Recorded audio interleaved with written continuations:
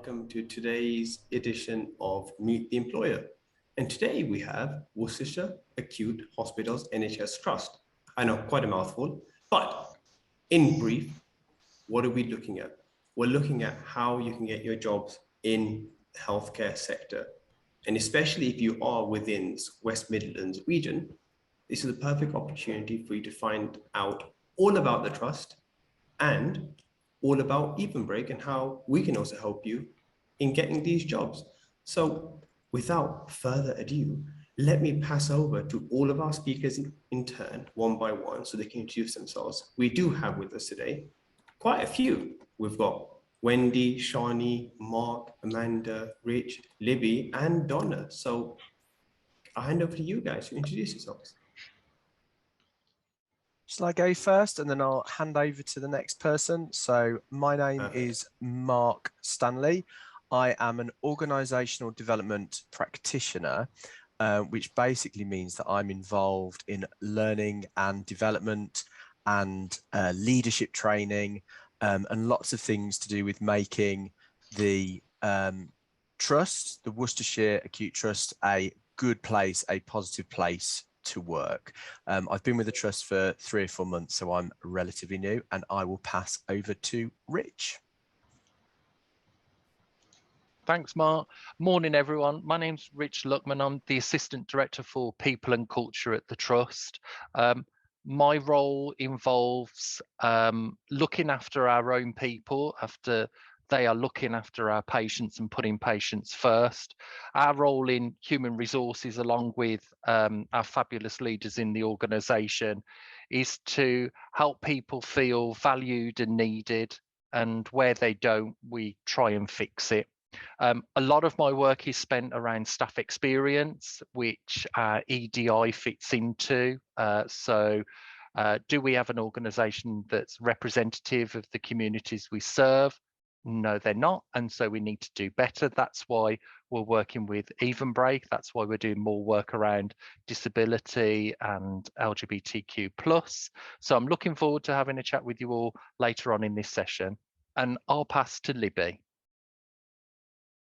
Thank you, Rich. My name's Libby Marshall. I am the Apprenticeship and Widening Participation Lead for the Trust.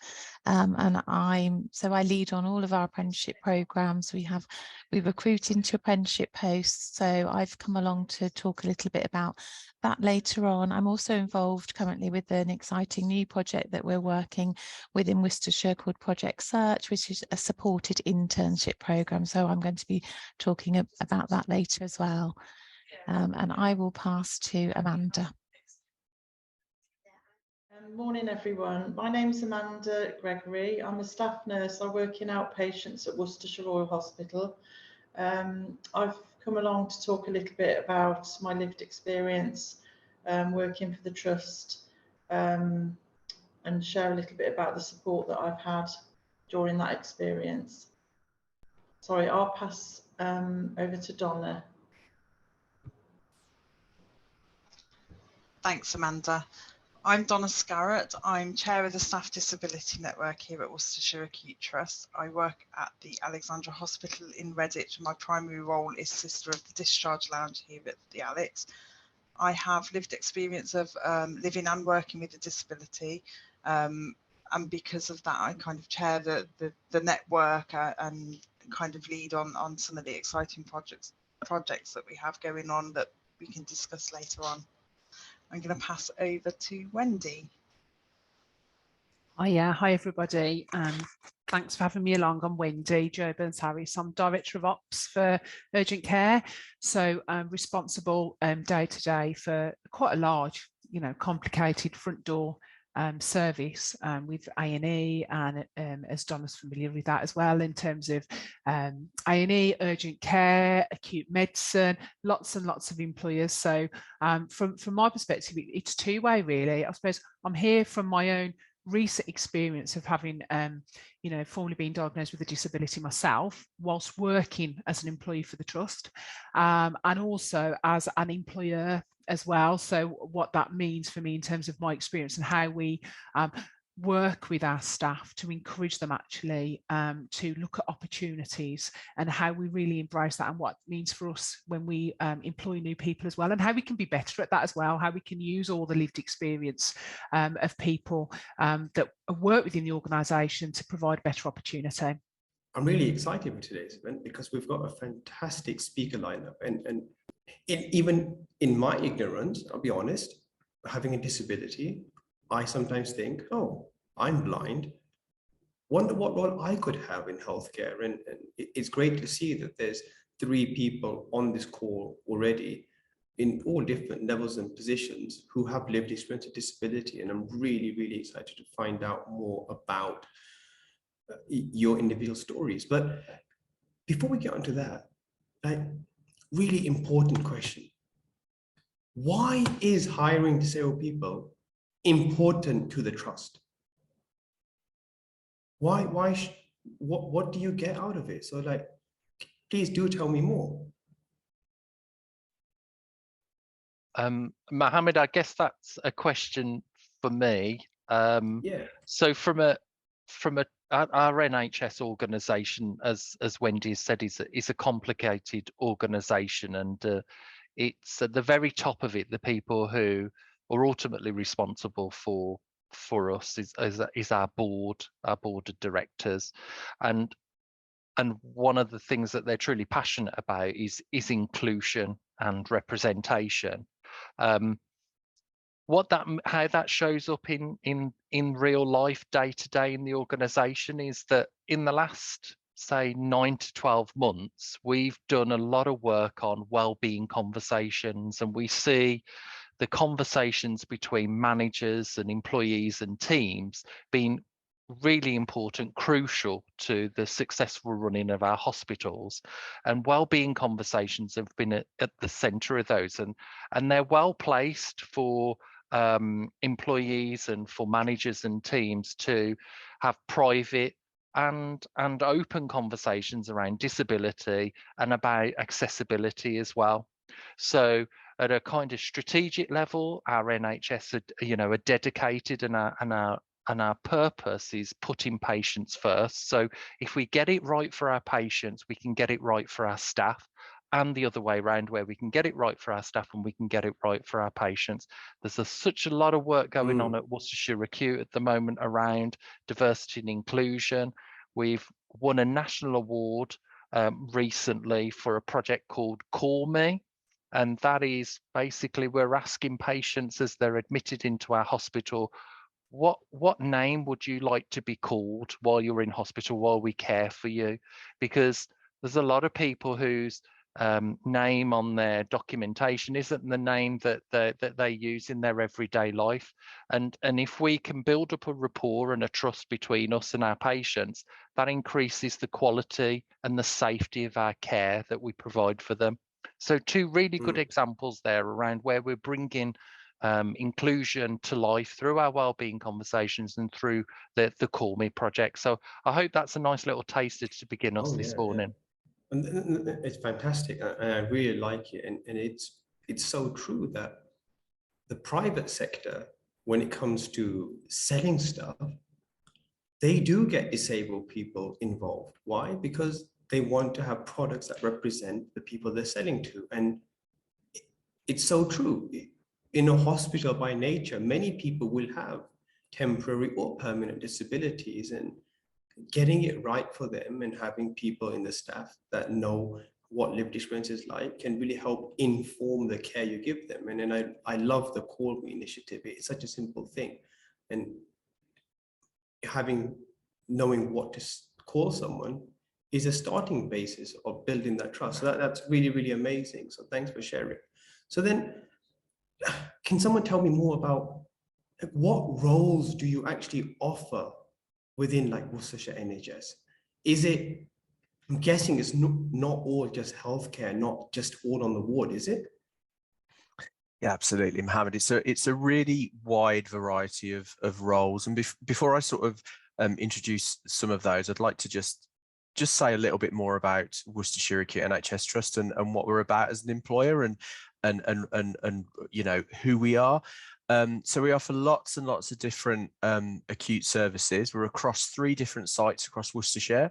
We've got the Worcestershire Royal Hospital in Worcester. We've got the Alexandra Hospital, which is based in Redditch. And we've also got the Kidderminster Treatment Centre.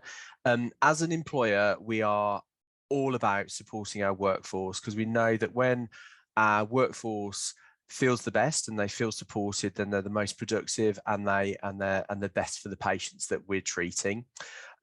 We look after our workforce through a number of different health and wellbeing interventions. We have lots of different flexible working approaches so that people can balance home and work responsibilities. We have a number of different supported policies, including things like family leave policies.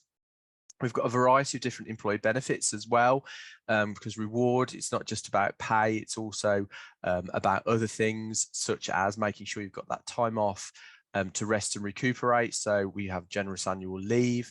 We've got a very generous pension scheme. And there are things such as employee discounts and also an in-house occupational health service that is also there to support employees.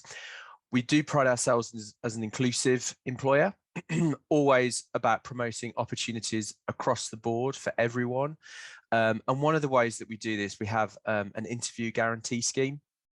Now, this is about where people who apply for roles and meet the essential criteria, which is something I'll talk about in a moment, where they meet that essential criteria, that individual is guaranteed a job if they have a protected characteristic, including if they have a disability. We're also very much about supporting people into the workplace. We'll always make reasonable adjustments wherever reasonable adjustments are requested, and we're able to accommodate those. But your question originally was about the range of opportunities. So I think lots of people think of hospitals. Yeah, if I quickly jump in, sorry. I just want to clarify. You said if people meet the essential criteria, they're guaranteed a job, or just the interview? That'd be nice. No, guaranteed an interview. So as part of the job application process, you have something called. Is that okay? You have something called a person specification, and I'll talk a little bit about that later. But no, definitely guaranteed an interview. Just wanted to clarify, just in case. I was like, wow, this is very generous, isn't it? I know, right? It would be nice, but sadly not.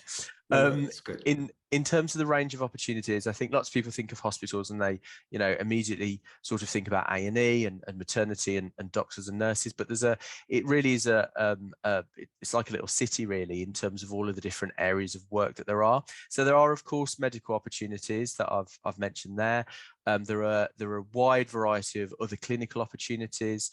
We have a group of job roles that are classed as allied health professionals, and this includes therapists of all different types, physiotherapists, speech therapists, occupational therapists, dietitians, scientists with different specialities, and also paramedics would fall under that clinical group. And then we have lots and lots of non-clinical opportunities as well. And those opportunities, really, those roles are about supporting the medical, clinical and nursing roles. We have domestic and administrative roles. So all of the things that happen at the hospitals, all of the appointments that happen, the follow-up reports, the cleaning, the catering, all of that is done by non-clinical individuals. We also have lots of different corporate services which support those clinical services as well, and they're kind of working behind the scenes. You won't see them as a patient, but they're there making sure that everything's where it should be, and that things are running as smoothly as possible. And those areas include finance, it includes computers, so IT, information technology, and it also includes people like us, like me, Rich and Libby, people that work in human resources. Examples of current vacancies that we have healthcare assistants. We have something at the moment called a progress chaser, which is somebody who works with families and patients to make sure that their experience at the hospital is as positive and as smooth as it can be. And we've also got an IT training officer at the moment. I've touched on the areas of what it's like at Worcestershire Acute, and there's lots more information on our website. I could give you the really long email address, but if you just search Worcestershire Royal Hospital, you'll find that website and take a look. The website's set up with accessibility tools as well, so you can change things like the format and how it appears so that it's easier to read and more accessible. The other part is around apprenticeships and volunteering, and I'll just hand it over to Libby, who can talk a little bit about that. Okay, thank you, Mark. I think just before I go on to apprenticeships, I had a look on all our jobs are advertised on NHS Jobs, which is a national recruitment website for the whole of the country. And I'd had a look this morning, and it's very interesting. There are a lot of assistant roles. And I think often people think coming into the NHS, well, I'm not qualified to do that, but a lot of our assistant roles, for example, we have pharmacy assistant, radiographer assistant, and then respiratory sleep support assistants that are currently live on our NHS Jobs website. And the entry requirements they're looking for a GCSE, and some of them are asking for experience of working with people, but a lot of people always say to me that they don't look at the NHS because they feel that they won't have the qualifications to do it. But I feel one thing that we're really good at in the NHS is taking the right people and supporting them and training them into those roles. So that was just a little bit of insight. So I would encourage people to have a look at the NHS website. There are lots of really exciting and varied and different opportunities currently on there.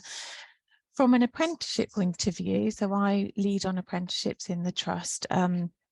Apprenticeships, I'm going to talk about it from two angles really, about if you're looking to join the trust and you're thinking that often people use our apprenticeship scheme to come and join us where they want to take up further training and perhaps haven't all been able to secure a job through the normal NHS jobs route. They've come and joined us through an apprenticeship, and we offer. Often people think apprenticeships are just for young people, and I think that's the first myth that I'd like to bust. There is no age limit for doing an apprenticeship. We have people that have joined us on an apprenticeship that have perhaps had their family and that are looking to come back into work and have come and joined us through an advanced apprenticeship. We offer two levels of apprenticeships for new entrants, either entry level, which is level 2, and then we have an advanced apprenticeship, which is business administration level 3. So there are even different apprenticeships within the scheme that we offer. But I think the common factor there is that an apprenticeship gives somebody a route in where it's more supported. You have one day a week where you're away from your job training with a local training provider. It's more a supported route into employment. So I would encourage people to have a look at our apprenticeships. Those are also posted on NHS Jobs, but we do also post them across to the National Apprenticeship Service. So we sort of have dual adverts going on. As far as volunteering, if I just move on to volunteering, the ask, if somebody was thinking about perhaps not being ready to go straight into a job, but would be interested in building up some skills and experience through volunteering, that's a great way to do it. We have a volunteering service, and they ask that there is a commitment of sort of a 6-month commitment to come and volunteer with us, but it is a great way for people who aren't sure about working in health to come into the hospital, get to know the organisation a little bit better. And there are lots of different volunteering roles. A lot of our volunteers work directly with our patients, so perhaps serving hot drinks and that sort of thing, but the volunteer service will work with you to find out what skills you'd like to develop and where your interest is. So all our volunteering opportunities, there's an application form on our website under Work for Us. The volunteering application form is there, so that's how that can be accessed. So I think that as far as, is that okay?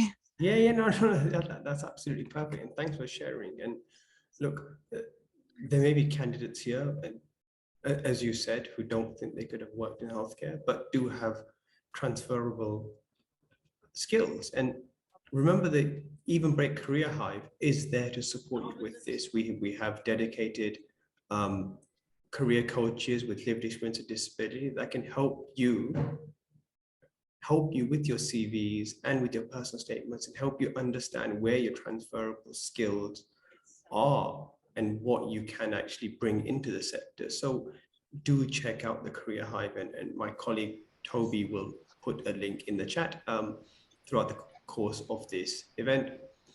So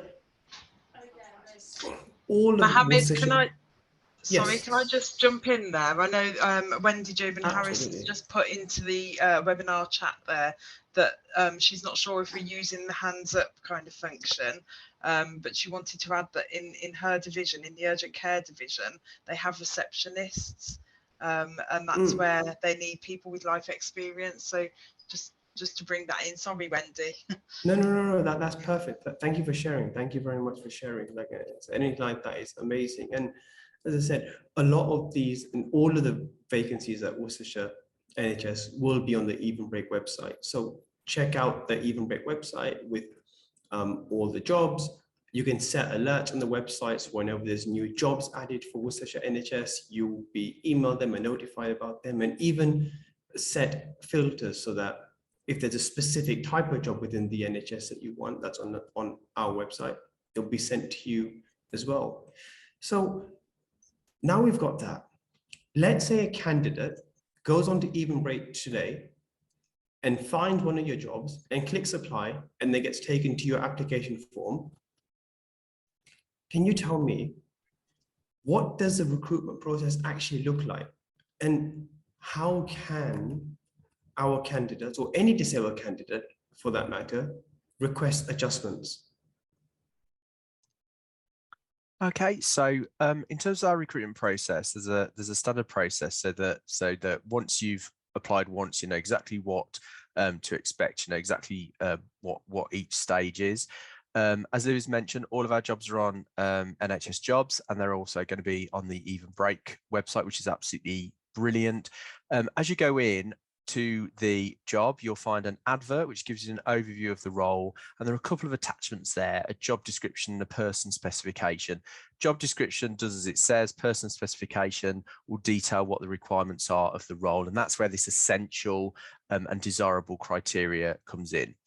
Each role at Worcester has a designated contact. So every advert will include a designated contact for that advert.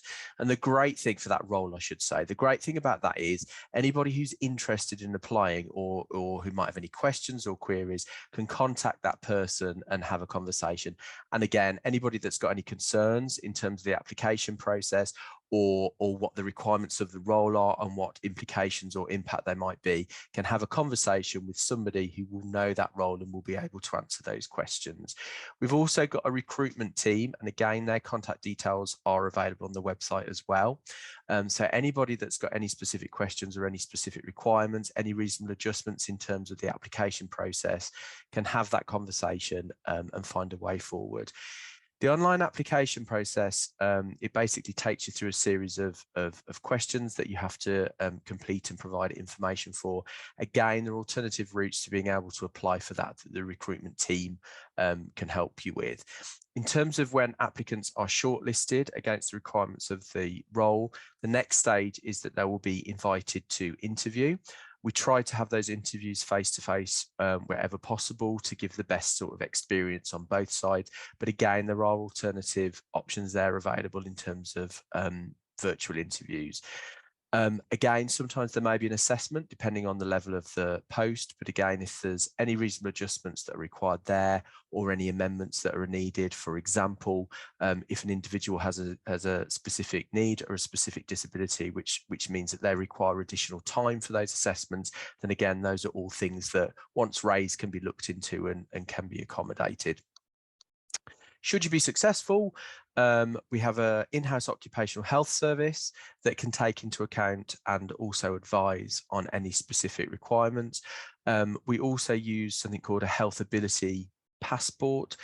This captures any requirements and also any reasonable adjustments, so that rather than an individual having to go through it time and time again or explain each time with a new person, it's all captured in that passport, which goes with them wherever they go within the organisation. We've also got access to something called Access to Work. This is an external provision through the government which provides funding, again, for adjustments which might include specific equipment. We've also got internal mental health teams and as I mentioned before, our in-house occupational health team as well.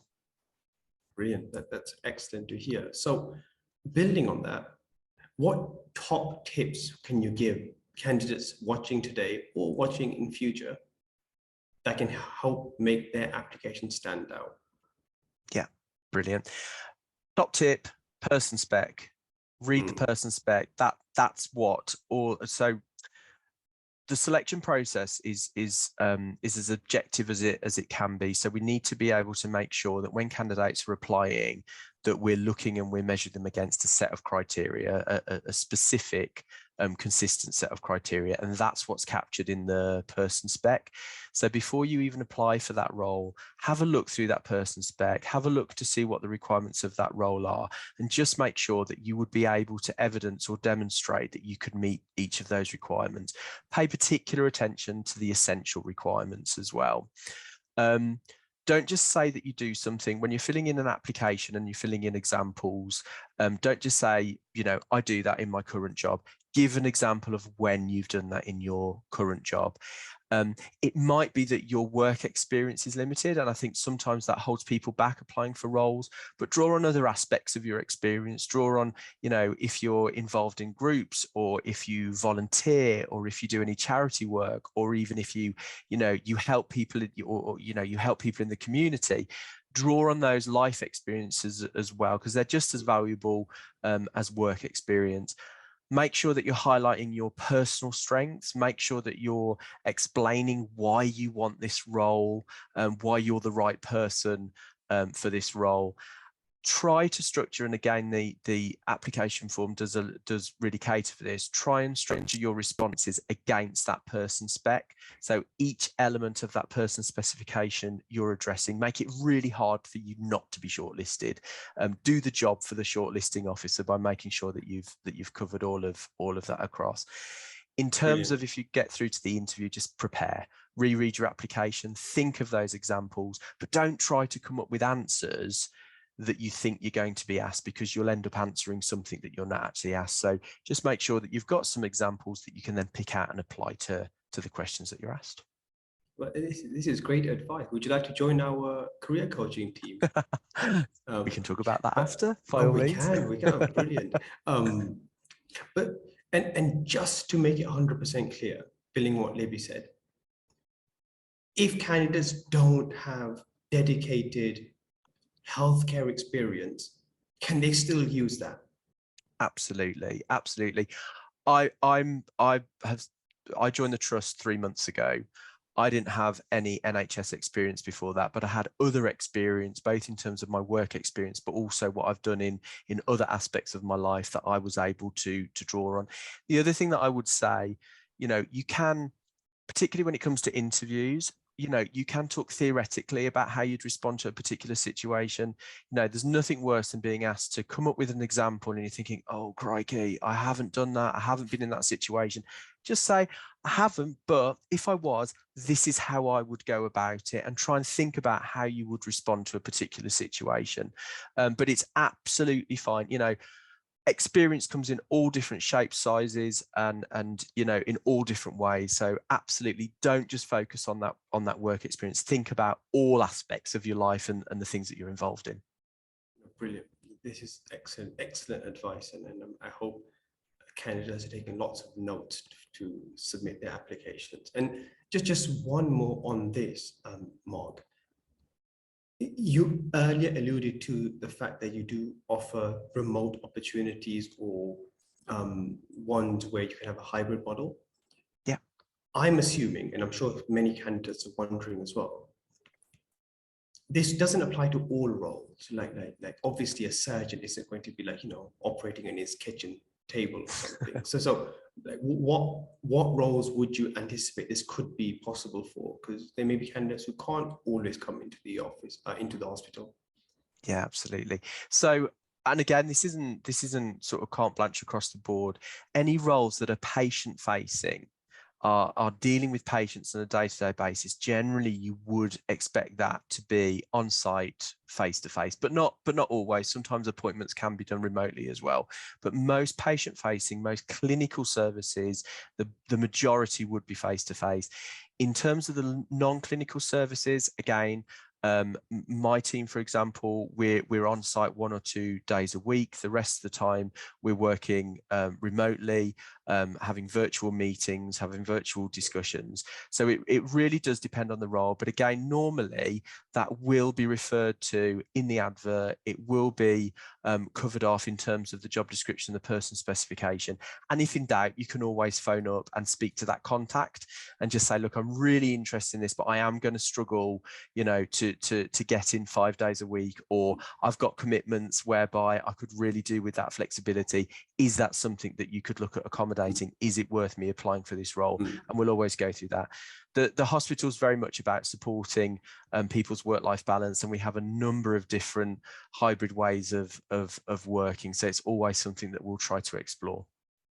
Brilliant. Thank you, Mark. That's super useful. And I think probably a question many people wanted to ask, might feel shy to ask. So I thought I'd better. So moving on a bit, thank you so much, Mark, for sharing that. I want to go and talk to Wendy for a bit now, because you're quite senior in the organization. And can you tell me, like, what career prospects are like for candidates that will join the trust?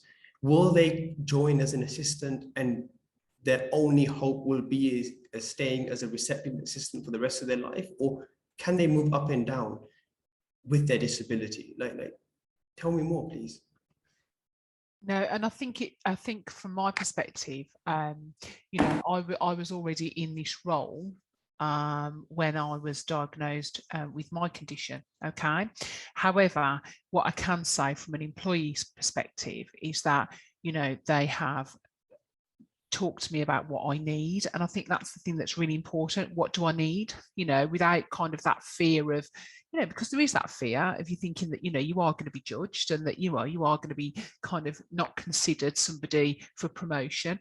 I've not found that. It's difficult because you're right, you know, as much as I like to, often it passes me by, you know what I mean? Because I'm just the girl that's done well for herself, if that makes sense, and in a senior role.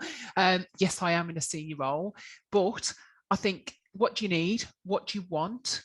What are your prospects? And I know for definite, our kind of chief operating officer, because it does start right at the top, doesn't it, in terms of culture, met with me to discuss with me, you know, what are your career aspirations, and has not treated me with any difference whatsoever. You know, what is it that you want to do? And I think it kind of shapes how I think as a kind of with my team.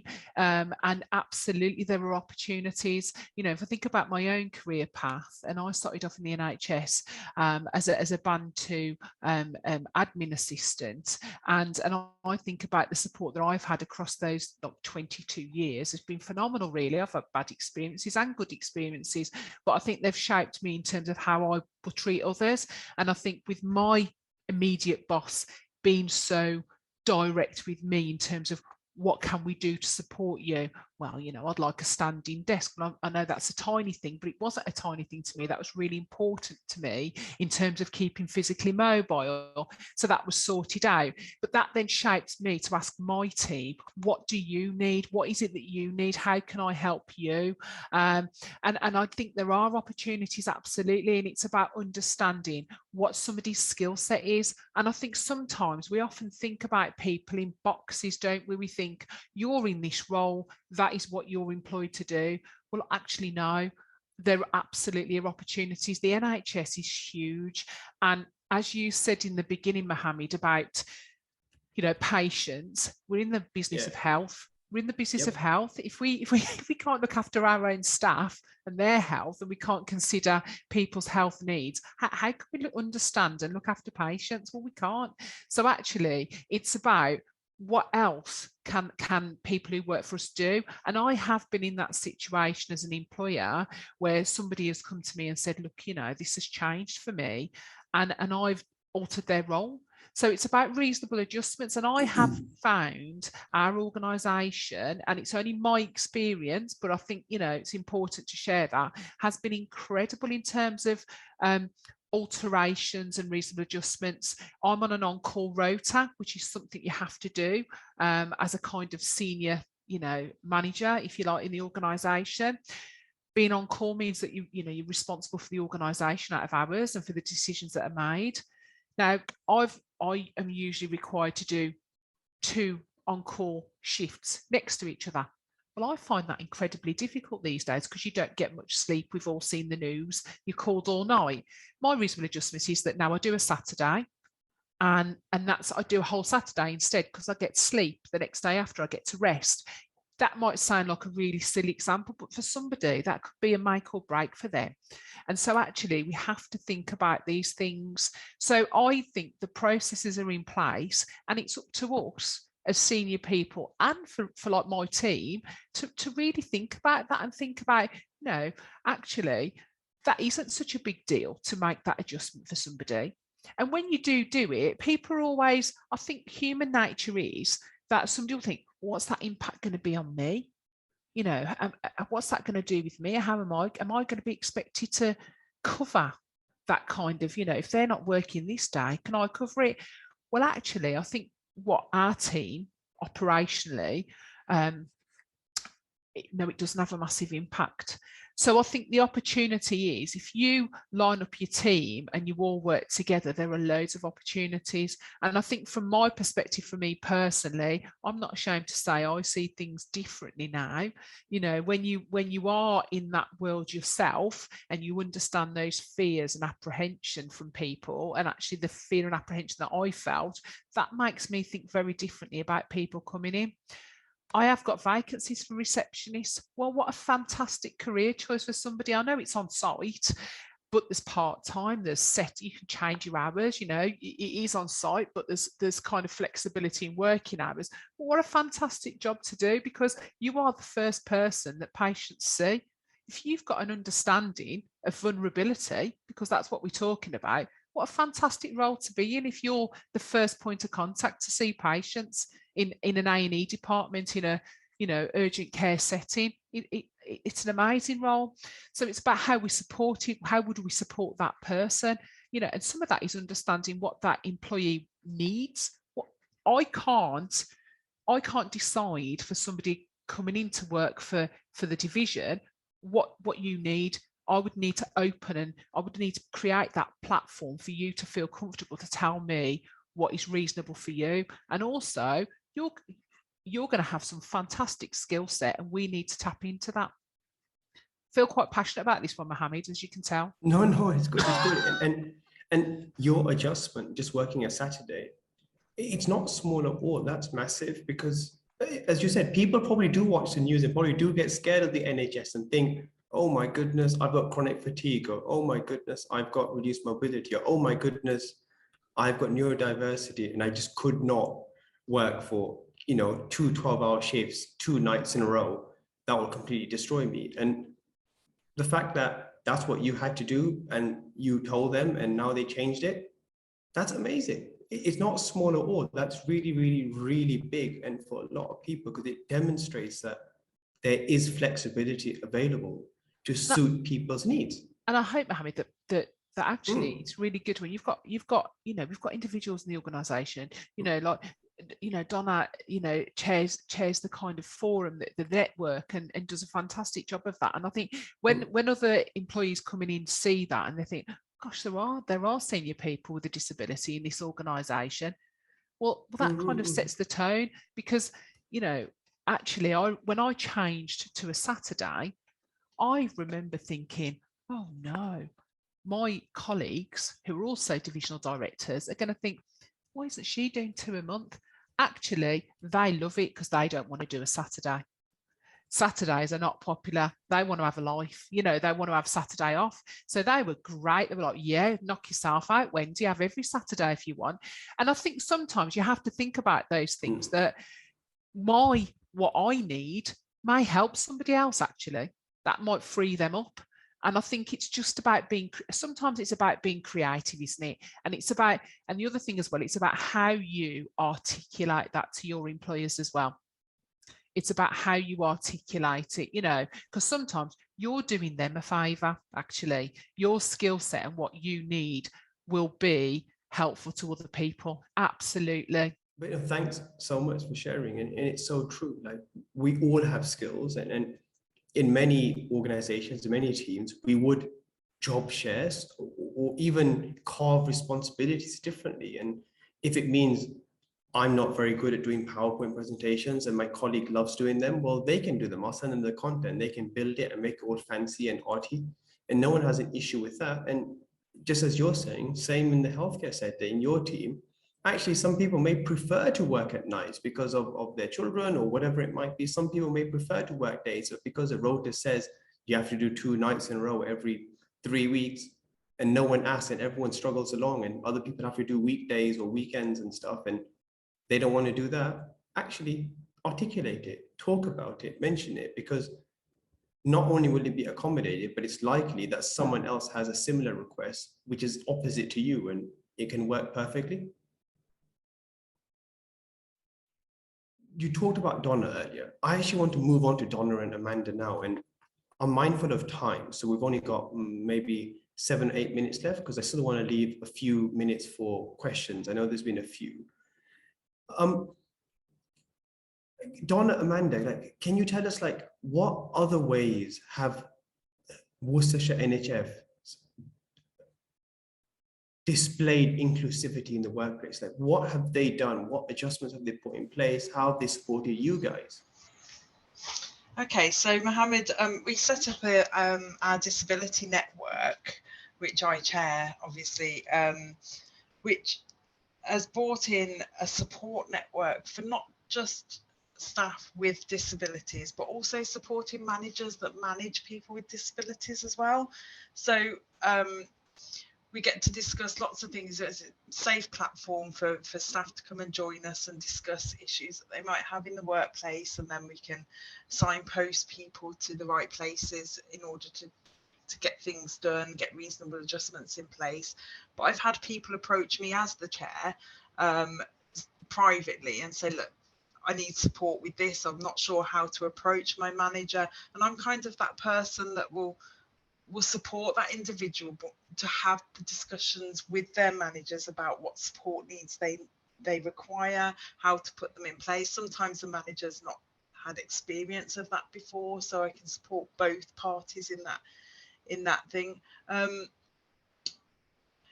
As a network as a whole, we kind of come up with ideas of areas that the trusts need to look at. Things like car parking, the health ability passports that Mark had discussed earlier is something relatively new that we're working on, that we'd like to push out trust-wide for everybody with a disability. So we're working on that at the moment. We've also, as a network, managed to push the disability leave into the policy recently, at the back end of last year. So people that have disabilities that need to attend clinic appointments or physiotherapy or things like that, they're able to access that without, and have that time off so that they can attend these appointments, because it's really important. Myself, I need to have physiotherapy at the Muscular Dystrophy Centre every 2 months, every 2 weeks, and it just allows me that time to be able to go and attend those appointments, to make sure that I remain as independent and as mobile as possible for as long as possible. And it's just the little things that really helps people with disabilities to remain in work, to remain well. There's the wellbeing team that support that. We've got our occupational health that support that. And as we pull that in together with the network, it's a really good support area for everyone.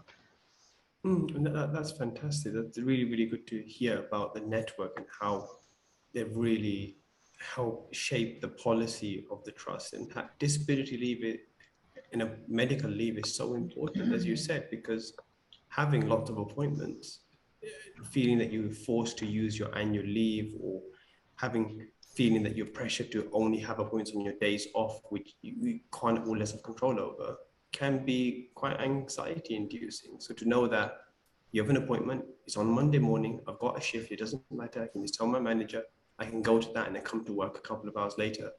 It's so beneficial. So it's great that you've got that. It means that their annual leave, the staff's annual leave then is for rest purposes. It's not used to be running around the country going to different appointments and things like that, because some people have more than one appointment. It might not just be physiotherapy, it might be the GP, it might be the consultants. You know, there's so many different things that people have to attend, and the trust is certainly supportive of that. And I kind of work with the senior management, so if there's anything that I'm unsure of, I can work with the senior management. I can be that voice between the network and the senior leaders within the trust to make the changes that are possible and to guide those. Yeah, no, that's fantastic. That's really amazing. And so moving away from the network, like, what about sharing your own stories, like Donna, Amanda, like how you've been supported and what differences trust has made to your working lives and careers? So we have a communications that comes out every Tuesday called the Worcestershire Weekly. It's like a newsletter for the trust. I've certainly shared my lived experience on there. So I've shared my story about my disability, the challenges that I've come up against, the positives and things that the trust have put in place for me, and how it's enabled me to remain active at work. And I know Amanda's done the same as well. She shared her lived experience on there. That also highlights to other members of staff that we have a network, because some people, they see those stories and it resonates with them. So they think, well, I've got something similar to that. I'm going to look and see what this network is about. So it kind of shares our story so we get understood as well, but then it also resonates with other staff. But I'll pass you over to Amanda, because Amanda's shared her story recently as well. Brilliant. Yeah. And if you could share with us and the candidates, I'm sure they'd love to hear. And there may be many that watch this back later as well that will have very similar experiences to you as well, and be inspiring for them to know that they can have a career in healthcare. So my experience was a couple of years ago when I suffered a long period of suffered with my mental health, and it was following quite a traumatic experience, and it kind of had a huge impact on my work life and my personal life. So it was really the support that I had from the trust, my manager and the trust, in sort of getting me back to work, and a sustainable return to work, and sort of working alongside with the mental health team, a therapist and employment advisor. They put together a wellness action plan, and worked with the matron who at the time she fully supported it. And the wellness action plan enabled me to sort of achieve a sustainable return to work and feel very well supported. So just to sort of give you some idea, when I initially came back to work, I could barely walk through the door. My confidence had gone. I wasn't able to fulfill my role as a nurse. And I've been in nursing for sort of probably about 30 something years. And I almost had to go back to square one because my confidence had gone, and I was sort of having panic attacks, and there was a lot of fear, and they sort of really supported me to overcome that, and get back into being able to sort of fulfill my role again as a nurse. So sort of by putting reasonable adjustments in place.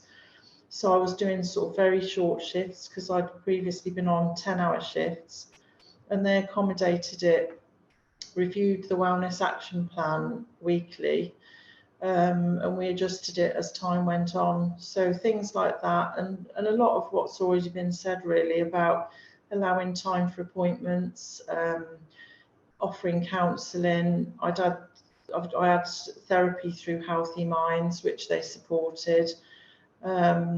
Sort of lots of ways really of just enabling me to be able to function again really. But my experience also enabled me, it was a huge learning curve, and hopefully it's increased my awareness of being able to support others in the workplace, both staff and patients, and getting involved in the inclusivity networks has been also fantastic, because I can sort of see the hard work that's going on within the trust to sort of support people in the workplace in many ways.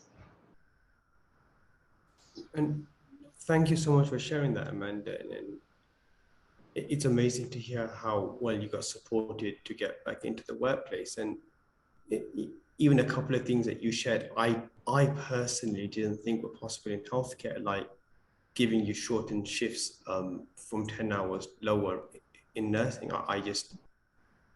And I'm sure many people probably thought the same thing, that you do 7 to 7 because you do handovers for patients in the morning and in the evening, or whatever the time is. And to know that you actually could do a shorter shift and then still hand over and be supported, I think should encourage many, many candidates here today that actually healthcare is a sector that you can work in. And Worcestershire NHS especially is definitely a trust that you can apply for, because they are so inclusive and so supportive. So I want to take some time to answer some of these questions. Toby, could you possibly help just pull up the questions list, or someone else on the call? I'm just having a bit of difficulty pulling up the Q&A. So it does look like we have one from Sunita. She says, can any student register for free on the Evenbreak website to search roles and get targeted support?